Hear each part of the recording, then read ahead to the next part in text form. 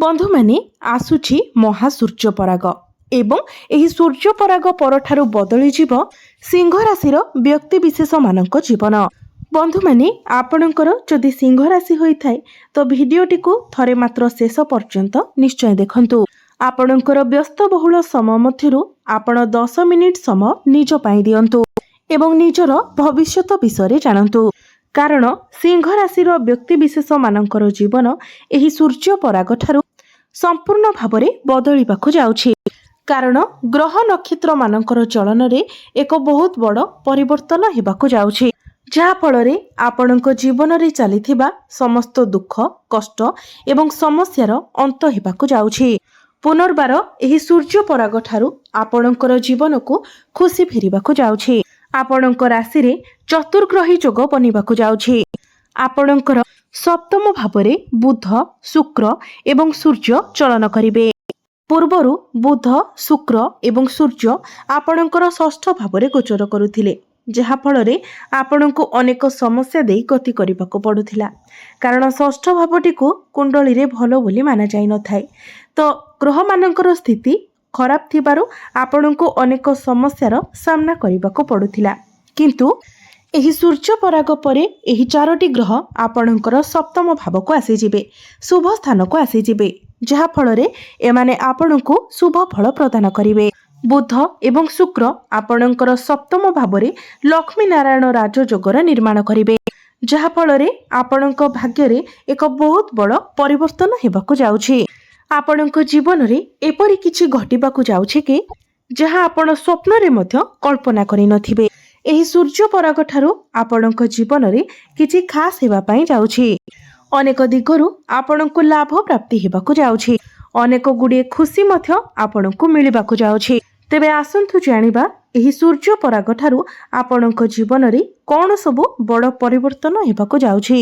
तेबे एहा पूर्वरु जदि आपणकर मध्य सिंह राशि होइथाय तो भिडियोटी को लाइक करी चैनल टी को सब्सक्राइब करि देबे एवं कमेंट बॉक्स रे भक्ति एवं श्रद्धार सहित जय श्री जगन्नाथ जय मां लक्ष्मी निश्चय लिखिबे। तो बंधु माने पूर्वरु आपणकर मुंड बिंधा भली समस्या देखा देउथिला, आंठु गंठी बिंधा पिठी रे जंत्रणा देखा देउथिला, बेले बेले आपण ओभर थिंकिंग मध्य करुथिले। किंतु आपण लक्ष्य करिवे एही सूर्य पराग परे आपणकर से सब समस्या दूर होई जिवो। आपणकर इम्यूनिटी सिस्टम स्ट्रांग रहिबो। आपणकर जहाँ भी किछि स्वास्थ्य जनित समस्या थिला से सब दूर होई जिवो। आपण निजको स्वास्थ्यवान अनुभव करिवे। आपणकर शिक्षा क्षेत्र कथा जदि कहिबा तो विद्यार्थी माननकु अनेक शुभ फल मिलिबाकु जाउछि। कारण ज्ञानर कारक ग्रह गुरु आपणकर एकादश भावरे रही आपणकर पंचम भाव को देखुछंती, जहा फल आपणक मध्यरे ज्ञान बढ़िबो, मैच्योरिटी लेवल बढ़िबो। आपणक निजर बुद्धि और ज्ञान बल आपण पाठपढ़ा क्षेत्र में बहुत किछि उन्नति पाई परिबे। पूर्वरु पाठपढ़ा को लेकिन आपण कन्फ्यूज रहुथिले, कौन करिवे कौन नाही ताहा आपण जानि पारु नथिले। पाठपढ़ा रे आपणकर आग्रह आसु नथिला, किंतु आपण लक्ष्य करिवे एही सूर्य पराग परे पाठपढ़ा रे आपणकर आग्रह आसीबो। आपण निजर पाठपढ़ा को लेकिन सीरियस रहिबे। जदि एही सूर्य पराग परे आपणकर किछि एग्जाम अछि तो एग्जाम आपणक पई बहुत भलो रहिबो। जदि आपण किछि एडमिशन नेबा पई चाहुथिले, किछि फॉर्म फिलअप करबा पई चाहुथिले तो सेथि पई मते समय बहुत भलो रहिबो। मोटामोटी भाबरे कहिबाको गले एही सूर्य पराग ठारू विद्यार्थी मानक पई समय बहुत भलो रहिबो। आपणकर प्रेम जीवन कथा जदि कहिबा तो पूर्वरु आपणकर प्रेम जीवन रे समस्या देखा देउथिला। कारण गुरु आपणकर एकादश भावरे गोचर करुछंती एवं सूर्य आपणकर षष्ठ भावरे गोचर करुछंती। गुरु एवं सूर्यଙ୍କ मध्यरे षडाष्टकर निर्माण हेउछि, जहा आपणकर प्रेम जीवन रे अनेक समस्या सृष्टि कराउछि। आपणଙ୍କ मध्यरे मिसअंडरस्टैंडिंग क्रिएट कराउछि। किंतु सूर्य जेतेबेले आपणकर सप्तम भाव को आसी सारिछंती तो एही दोष कटि जाइछि एवं वर्तमान आपण ए सबुरे सुधार देखिबाको पाइबे।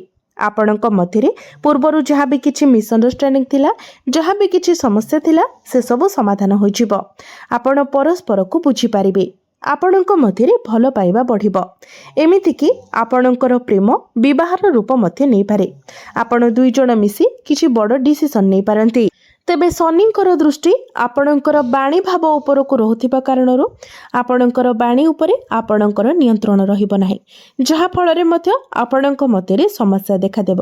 ତେଣୁ ଆପଣ ଯେତେବେଳେ ବି ଯାହା କହୁଛନ୍ତି ବହୁତ ଭାବିଚିନ୍ତି କଥା କୁହନ୍ତୁ, ନଚେତ୍ ଛୋଟ ଛୋଟ କଥା ମଧ୍ୟ ଆପଣଙ୍କ ମଧ୍ୟରେ ବଡ଼ ଇସ୍ୟୁ ହୋଇପାରେ। ଆପଣଙ୍କର ବୈବାହିକ ଜୀବନ କଥା ଯଦି କହିବା, ତ ବୈବାହିକ ଜୀବନରେ ଆପଣଙ୍କୁ ଟିକେ ଅଧିକ ସତର୍କ ରହିବାକୁ ପଡ଼ିବ।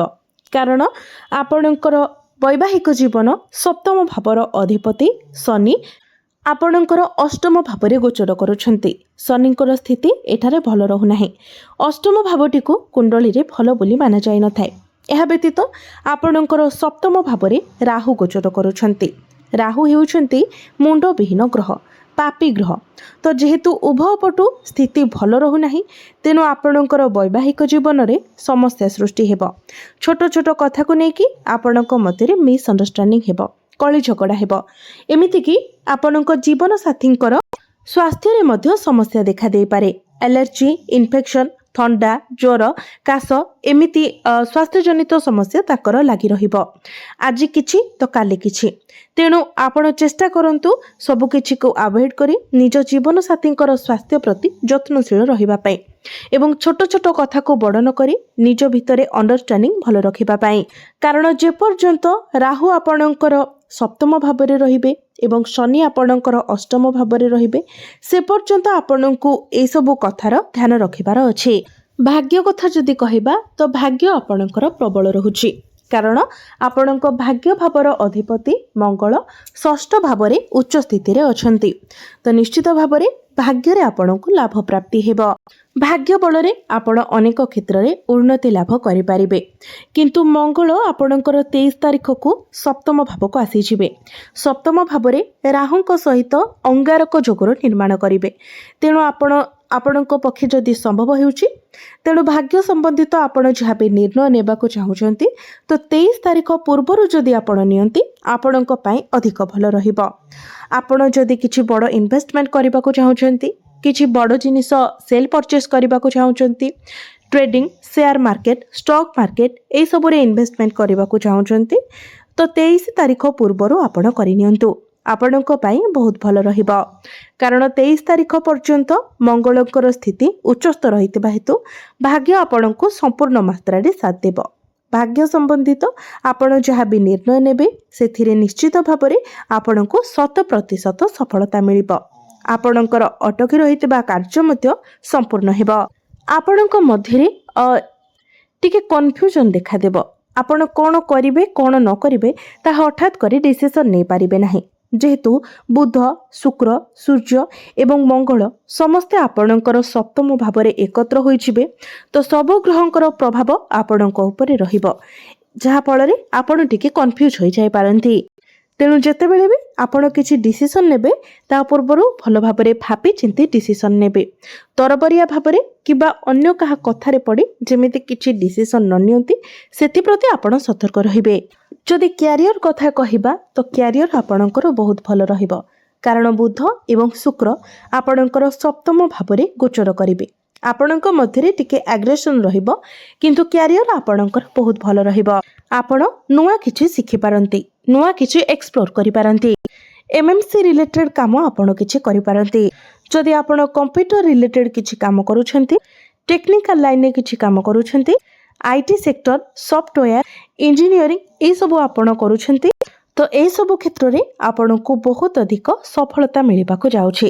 ଯେହେତୁ ବୁଧ ଏବଂ ଶୁକ୍ର ଏକତ୍ର ଆପଣ ସପ୍ତମ ଭାବରେ ଗୋଚର କରିବେ, ତ ଆପଣଙ୍କୁ ଆପଣଙ୍କର କ୍ୟାରିୟରରେ ବହୁତ କିଛି ଆଚିଭମେଣ୍ଟ ମିଳିବାର ସମ୍ଭାବନା ରହୁଛି। କମ୍ୟୁନିକେସନ୍, କାଉନସେଲିଂ, କମ୍ପ୍ୟୁଟର ଲାଇନରେ ଆପଣଙ୍କୁ ବହୁତ ଅଧିକ ସଫଳତା ମିଳିବ। ଯେଉଁମାନଙ୍କ ନିକଟରେ ଚାକିରି ନାହିଁ, ଆପଣ ଚାକିରି ଅନୁସନ୍ଧାନରେ ଅଛନ୍ତି, ତ ଆପଣଙ୍କୁ ଚାକିରି ମିଳିବାର ମଧ୍ୟ ବହୁତ ଅଧିକ ସମ୍ଭାବନା ରହୁଛି। ତେଣୁ ଆପଣ ନିଜ ତରଫରୁ ଚେଷ୍ଟା ଜାରି ରଖନ୍ତୁ। ବିଜନେସ୍ କଥା ଯଦି କହିବା, ତ ବିଜନେସ୍ ଆପଣଙ୍କର 70% ଭଲ ରହିବ। ଆଉ ଯେଉଁ 30% ରହିଲା, ଆପଣ ଟିକେ ଓଭର ଥିଙ୍କିଂ କରିପାରନ୍ତି। ଛୋଟ ଛୋଟ କଥାକୁ ନେଇକି ଆପଣ ଟିକେ ଷ୍ଟ୍ରେସ୍ ନେଇପାରନ୍ତି। ତେବେ ବି ବିଜନେସ୍ରେ ଆପଣଙ୍କୁ ପ୍ରଫିଟ୍ ମିଳିବ। ଏବେ ଆସନ୍ତୁ ଜାଣିବା କିଛି ପ୍ରତିକାର ବିଷୟରେ, କିଛି ଉପାୟ ବିଷୟରେ, ଯେଉଁ ପ୍ରତିକାର ଗୁଡ଼ିକ କରିବା ଦ୍ୱାରା ଯାହା ସବୁ ଅଶୁଭତ୍ୱ ରହୁଛି ସେଗୁଡ଼ିକ ଖଣ୍ଡନ ହୋଇଯିବ। ଏବଂ ଆପଣଙ୍କୁ ଅଧିକ ମାତ୍ରାରେ ଶୁଭ ଫଳ ପ୍ରାପ୍ତି ହେବ। ତ ବନ୍ଧୁମାନେ, ଆପଣ ପ୍ରତ୍ୟେକ ଦିନ ଉଦିତ ସୂର୍ଯ୍ୟଙ୍କୁ ତମ୍ବା ପାତ୍ରରେ ଜଳାର୍ଘ୍ୟ ଅର୍ପଣ କରନ୍ତୁ।